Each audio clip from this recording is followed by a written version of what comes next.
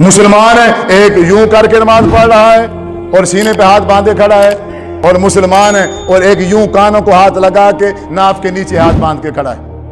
مسلمان ہے ایک یوں کر رہا ہے اور ہاتھ بھی نہیں باندھتا، ایسے ہاتھ چھوڑ کے کھڑا ہے، ہاتھ چھوڑ کے کھڑا ہے، اور ان تینوں کا نبی ایک ہے، تینوں ایک نبی کے کلمہ پڑھتے ہیں، حضرت محمد صلی اللہ علیہ وسلم۔ کس کو پاگل بنایا جا رہا ہے؟ افسوس ہے آپ پر، افسوس ہے، قسم سے آپ پر افسوس ہے، آپ بے وقوف بننے کے لیے تیار بیٹھے۔ کوئی مولوی آئے اور آپ کو بے وقوف بنا، جی لبیک ہم حاضر ہیں جی۔ اتنی عقل نہیں ہے، نبی ایک ہے، رسول ایک ہے، طریقے کیسے تین ہو گئے؟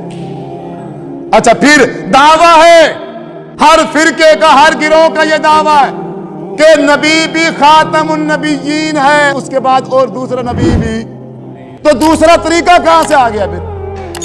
اگر دوسرا نبی نہیں ہے طریقہ کہاں سے آیا دوسرا؟ پھر جب تیسرا نبی نہیں ہے تو تیسرا طریقہ کہاں سے آ گیا پھر؟ نبی ایک ہے اور اسی پر مہر لگا دی گئی ہے کہ آپ کے بعد اب کوئی نبی نہیں ہے۔ جو طریقہ نماز کا، روزے کا، حج کا اللہ کے رسول آج سے 1450 سال سکھا کے گئے ہیں، وہی طریقہ رہے گا یا بدل جائے گا بعد میں؟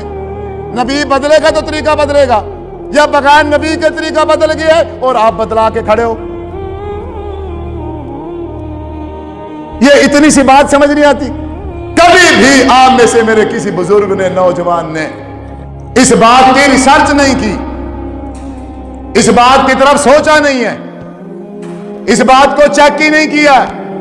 اہل حدیث کے گھر میں پیدا ہوا بچہ اہل حدیث ہے، اہل دیوبند کے گھر میں بچہ پیدا ہوا وہ دیوبندی ہے، اہل سنت والوں کے ہاں پیدا ہو گیا وہ سنی ہے، اہل تشیع کے گھر میں پیدا ہو گیا تو وہ شیعہ۔ تو مرزائیوں کے گھر میں جو پیدا ہوتے ہیں وہ مرزائی، عیسائیوں کے گھر میں جو پیدا ہوتے ہیں وہ عیسائی، یہودیوں کے گھر میں جو پیدا ہوتے ہیں وہ یہودی۔ تو تم نے کون سا تیر مار رکھا ہے پھر؟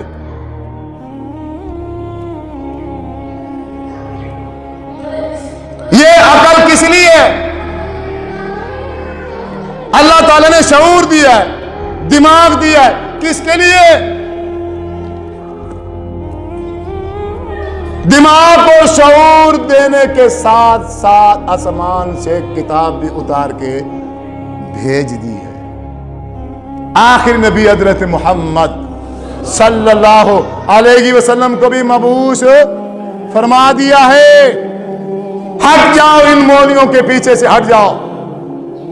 زندگی کے آخری لمحے تک میں یہ بات کروں گا، کوئی جان کی پرواہ نہیں ہے، اس دل میں ایمان ہے بس۔ اب ایمان اور جان کوئی برابری نہیں ہے، ایمان کو زندہ رکھیں گے انشاءاللہ میرے رب نے چاہا، کوئی پسند کرے نہ کرے، کوئی بلائے یا نہ بلائے۔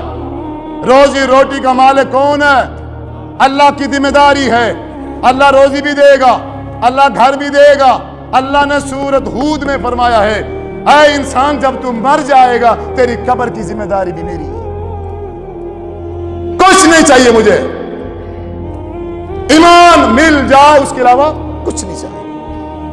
بے ایمان ہو گئے ہیں یہ مولوی، اس مولوی نے دین کا نقشہ تبدیل کیا ہے، اور آپ کی سستی کی وجہ سے، آپ کے سوال نہ کرنے کی وجہ سے، پوچھ تاچھ نہ کرنے کی وجہ سے، آپ نے کبھی پوچھا نہیں ہے کسی سے، کبھی بھی کسی امام کو کھڑے ہو کے آپ نے میں سے شاید اگر میں دعویٰ کروں تو ایک بندہ بھی بھری مجلس میں کھڑا نہیں ہو سکتا کہ جو یہ کہہ دے کہ میں نے فلاں امام کو کہا ہے کہ آپ کھڑے ہو کے ذرا مجھے بتائیے، نماز پڑھ کے دکھائیے کہ اللہ کے رسول صلی اللہ علیہ وسلم نے نماز اس طریقے سے پڑھی ہے۔ آپ کھڑے ہو کے مجھے پڑھ کے دکھائیے اور حدیث کھول کے دکھائیے۔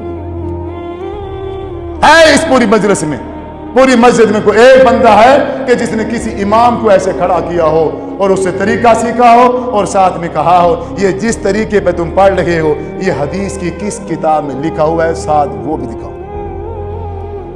ہے مسجد میں کوئی ایک بندہ ہے؟